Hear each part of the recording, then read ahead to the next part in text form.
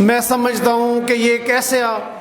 ایک میل پریکٹس ہے جس پر یہ بار ایسوسیشن بالکل اس کو اوور لک نہیں کر سکتی، اور آج ہم نے اس ایجنڈے کو اسی لیے ٹاپ آف دی لسٹ رکھا ہے کہ ایٹ لیسٹ ہم اس طرح کی جو میل پریکٹس ہوتی ہے، جو ہمارے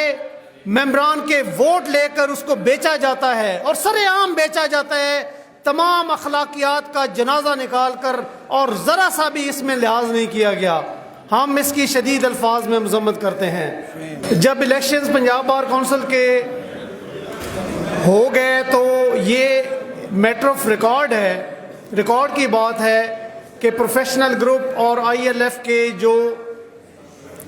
اناؤنس کینڈیڈیٹس تھے آلموسٹ 40 کے قریب وہ الیکٹ ہوئے تھے پنجاب بار کونسل کے الیکشنز میں، اور اس حساب سے پاکستان بار کونسل میں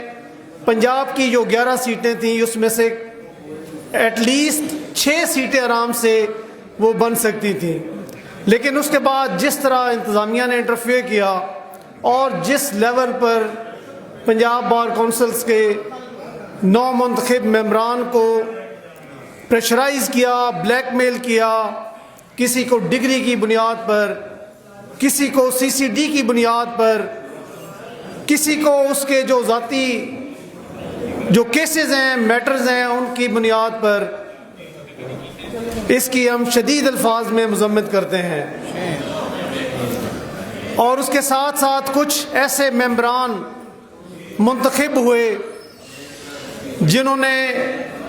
اس گروپ اور آئی ایل ایف کی اناؤنسمنٹ لی، اور اس کے بعد انہوں نے اپنی چوائس کے مطابق اپنے ووٹوں کو فروخت کیا۔ میں سمجھتا ہوں کہ یہ ایک میل پریکٹس ہے جس پر یہ بار ایسوسیشن بالکل اس کو اوور لک نہیں کر سکتی، اور آج ہم نے اس ایجنڈے کو اسی لیے ٹاپ آف دی لسٹ رکھا ہے کہ ایٹ لیسٹ ہم اس طرح کی جو میل پریکٹس ہوتی ہے، جو ہمارے ممبران کے ووٹ لے کر اس کو بیچا جاتا ہے اور سر عام بیچا جاتا ہے، تمام اخلاقیات کا جنازہ نکال کر، اور ذرا سا بھی اس میں لحاظ نہیں کیا گیا، ہم اس کی شدید الفاظ میں مذمت کرتے ہیں۔ ایک ہمارے ممبر منتخب ہوئے، انہوں نے آئی ایل ایف کی اناؤنسمنٹ لی، اور تمام انہوں نے ہر طرح کی گارنٹیز دیں، کمٹمنٹس کی، اور انتہائی افسوس کے ساتھ یہاں آ کر میں آپ کو بتا رہا ہوں کہ انہوں نے اپنا پہلا بیلٹ پیپر ایشو کروایا، اس کے بعد انہوں نے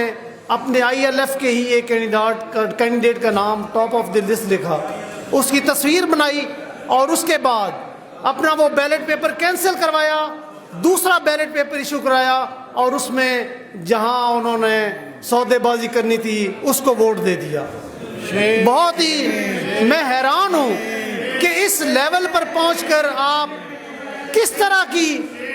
حرکتیں کر رہے ہیں، اور کس طرح آپ ممبران کے اعتماد کو اس میں ان کی پیٹھ میں خنجر گھونپ رہے ہیں۔ اسی طرح ہمارے ایک ممبر 5ویں مرتبہ منتخب ہوئے،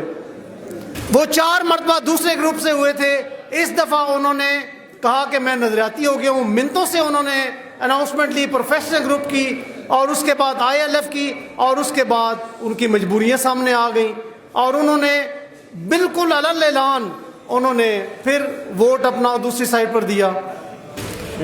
ہمارے ایک نو منتخب ممبر پاکستان بار کونسل 2 دفعہ اس بار کے الیکشنز میں ان کو ریجیکٹ کیا گیا، لیکن وہ کیا کرتے ہیں، اٹھتے ہیں آرام سے 3-4 ووٹ خریدتے ہیں اور ممبر پاکستان بار کونسل بن جاتے ہیں۔ آپ کس طرف لے جا رہے ہیں؟ ہمارے بار کونسلز اور بار ایسوسیشنز کے الیکشنز اتنے خوبصورت اور اتنی ایک ہیلدی ایکٹیویٹی ہوتی ہے جہاں ہم سب دوسرے ہر گروپ سے جو ممبران ہیں ایک دوسرے سے ملتے ہیں، انٹریکشن ہوتا ہے، اور الیکشن کے بعد ہم سب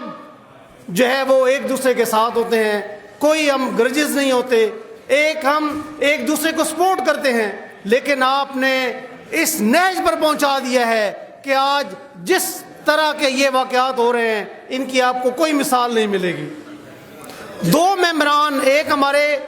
प्रोफेशनल ग्रुप के अनाउंस्ड, एक साहिवाल से मुंतखब हुए, एक ओकाड़ा से मुंतखब हुए। उन दोनों ने कहा कि हम दो जिधर भी जाएंगे हम दोनों जाएंगे। भाई तुम किधर जाओगे, तुमने अनाउंसमेंट ली है प्रोफेशनल ग्रुप की।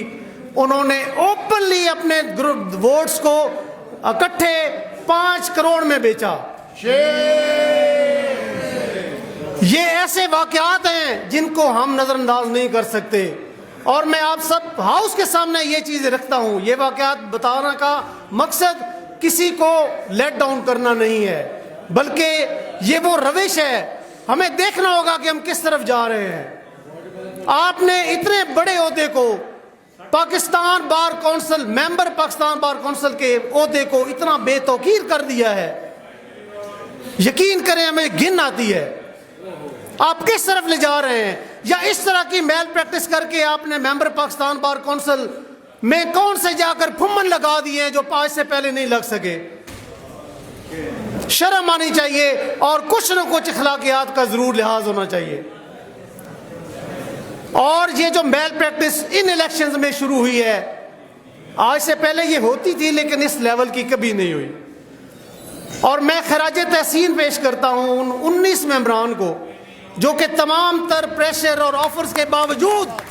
वो डटे रहे।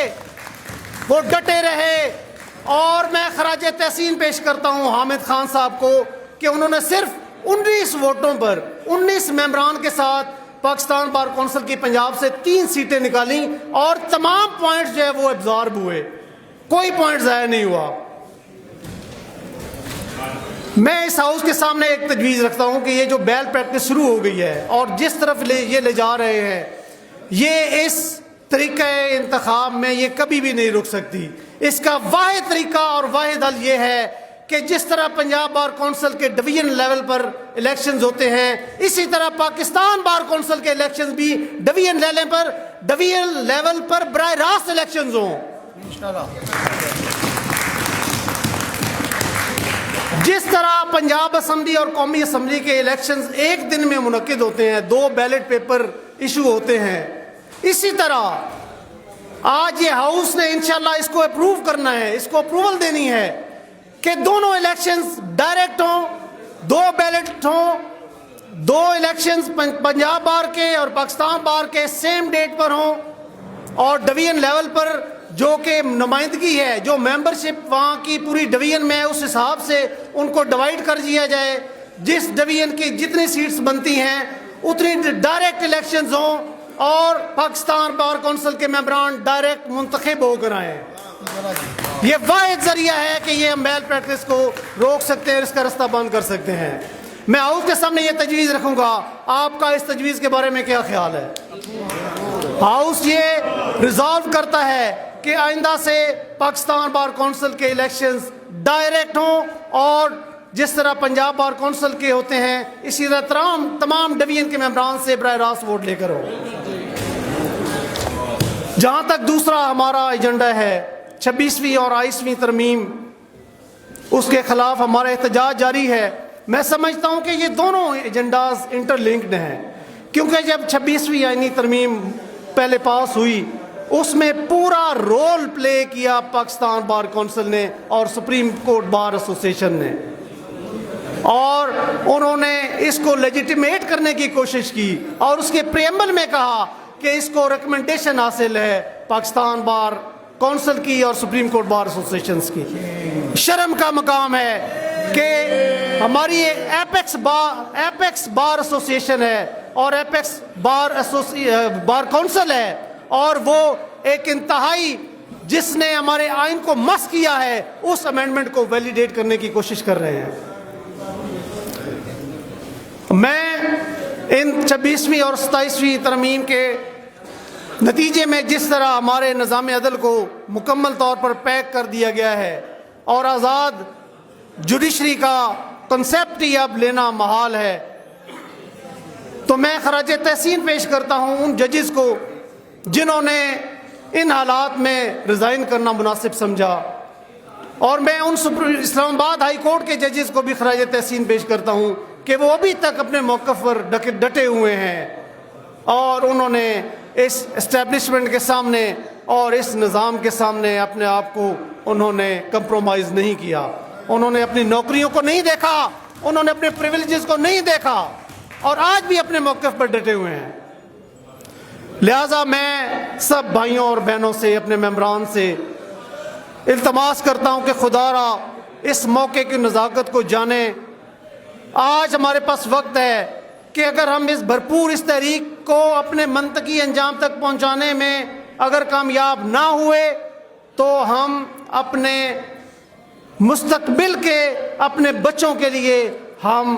ان کی تباہی کا بندوبست کریں گے. آج ہمارے پاس جاگنے کا وقت ہے, اور یہ کوئی بڑی بات نہیں. میں آپ کو یقین دلاتا ہوں کہ یہ دونوں امینڈمنٹس ایسی ہیں, یہ کبھی بھی سسٹین نہیں رہ سکتی. انشاءاللہ انہوں نے ہر حال میں رول بیک ہونا ہے. ان الفاظ کے ساتھ میں ایک مرتبہ پھر آپ کا شکریہ ادا کرتا ہوں. اور جس طرح احمد اویس صاحب نے بات کی کہ نو ڈاؤٹ 16 دسمبر کا دن ہمارے لیے, ہماری پاکستان کی ہسٹری میں سیاہ دن تھا جب پاکستان 2 لخت ہوا. اور آج احمد اویس صاحب ہمارے دوسرے بھائی نے تو بہت کچھ سیکھا ہے, جو ہم 2 ٹکڑے ہوئے تھے, لیکن بہت ہی بدقسمتی والی بات ہے کہ ہم آج بھی 1971 والی پوزیشن پر ہیں. ہم نے کچھ نہیں سیکھا, اتنا نقصان اٹھانے کے باوجود ہم آج بھی اسی پوزیشن پر ہیں. اور آج بھی ہماری ملٹری اسٹیبلشمنٹ پوری طرح ہمارے تمام اداروں پر, ہمارے تمام ریسورسز پر قابض ہے. اور آج بھی ان کا واحد مقصد اپنے اختیارات کو اور اپنی حکومت کو لیجیٹیمیٹ اور اس کو پوری طرح ویلیڈیٹ کرنا ہے, اور اس کو آگے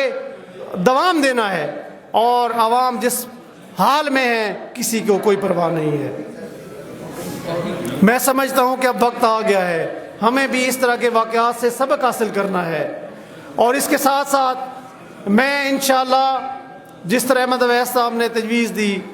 میں پوری کوشش کروں گا کہ انشاءاللہ ہمارا جو ٹینور باقی ہے, ہم آل